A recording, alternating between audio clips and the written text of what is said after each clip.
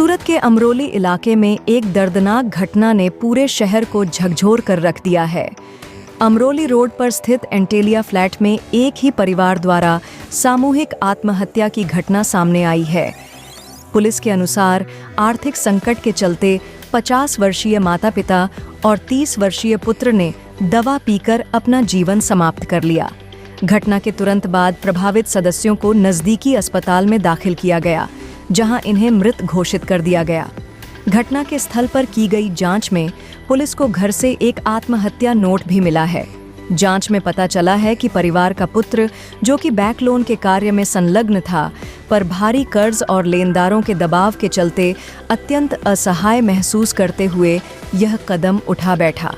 Amroli police ने मामले की गहन जांच शुरू कर दी है। इस दर्दनाक घटना से जुड़ी और भी जानकारी मिलने पर हम आपको अपडेट करते रहेंगे।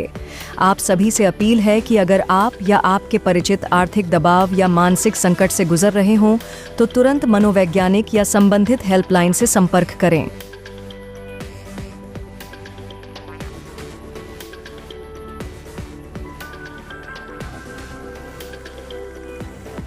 દિલીપભાઈ છે। દિલીપભાઈ કોણ હતા અને શું થયું છે? આ દિલીપ, મારું નામ દિલીપભાઈ છે। આ મારા મામાની દીકરી હતી અને એ મારા બનેવી હીરાનું વ્યવસાય હતો। એનો છોકરો બી હીરાનું જ કરતો, પણ દિવાળી પછી આ એને તકલીફ થોડીક હીરામાં મંદીને કારણે એકદમ ધંધા સ્ટોપ થઈ ગયા અને મારા બનેવીને દવાખાનું આવ્યું। એમાં લોનના હપ્તા ભરાણા નહીં કાંઈ, 4-5 હપ્તા માથે ચડી ગયા હતા। શું કામ કરતા હતા? હીરાનું જ કામ કરતા હતા, 2 જણ। બંને જણ? હા, બંને જણ। કોઈ હેરાન પડે? હવે હેરાન પરેશાનમાં તો બીજી તો કંઈ નથી, પણ એને ફ્લેટ જે રાખેલો હતો ને એને બીજાને વેચી નાખ્યો હતો ને ઓલા પેલા ભાઈ એને કંઈક 50,000 રૂપિયા કે લાખ રૂપિયા જે આપ્યો એ બહુ ખ્યાલ નથી, પણ પૈસા આપ્યા હતા એટલે એ પાછા એ ઓલા ભાઈને લોન માથે બેઠી નહીં, જેને આપેલા હતા એને, એટલે એને માગણી કરતા હતા કે પૈસા મને તમે નો। તમને શું કહેતા હતા? પૈસા નથી શું કહેતા?